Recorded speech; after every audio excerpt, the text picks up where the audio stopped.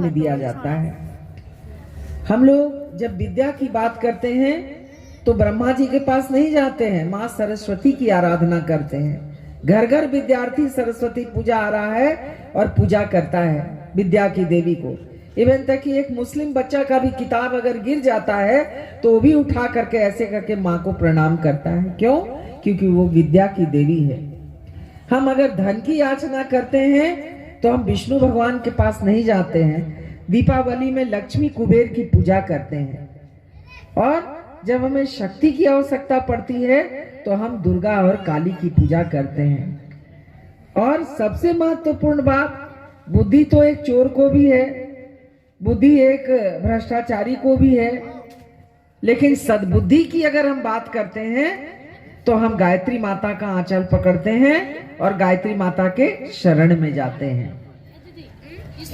ये हमारे देश में नारी की शक्ति, मातृशक्ति है। और जब जब हमारे देश ने, हमारे समाज ने, हमारी संस्कृति ने माताओं बहनों का सम्मान किया, सम्मान दिया, तो हमारे माताओं बहनों ने भी अपने देश को, अपने राष्ट्र को एक से एक नवरत्न गढ़ करके दिए।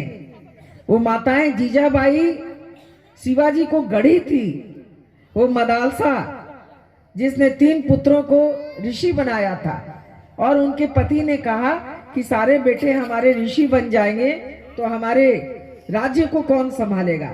तब मदालसा ने चौथे पुत्र को सन्यासी से हट करके जैसे ही चौथा गर्भ धारण की तो उसने अपने पति से कहा कि आप चिंता न करें, मैं आपको राजा बना के दूंगा।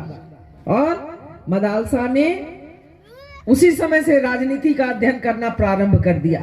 वो अपने जाकर के राजनीति के क्षेत्र में वो बैठने लगी और बैठ करके उन्होंने 9 महीने अपने बच्चे को गढ़ा, अपने बच्चे को ऐसा संस्कार दिया जिससे उसका बेटा एक बहुत बड़ा राजा, चक्रवर्ती, सम्राट बना। तो ऐसे ही माँ जो है वो बच्चे को गढ़ती है। लेकिन बहनों, आज की माताएं, हमारी बहुत सी माताएं सो गई है। कैसे सोई है? ठीक उसी सुभद्रा की तरह। सुभद्रा ने क्या किया था? पहले के हमारे घर संसार में, घर समाज में जो पति होते थे तो रात को आते थे और आकर के अपनी पत्नी को एक प्रेरणाप्रद कथा सुनाते थे, कहानी सुनाते थे, ज्ञान बताते थे, अपनी संस्कृति के बारे में बताते थे, शिक्षा देते थे। और उसी क्रम में जब सुभद्रा के गर्भ में अभिमन्यु पल रहे थे तो उसी समय अर्जुन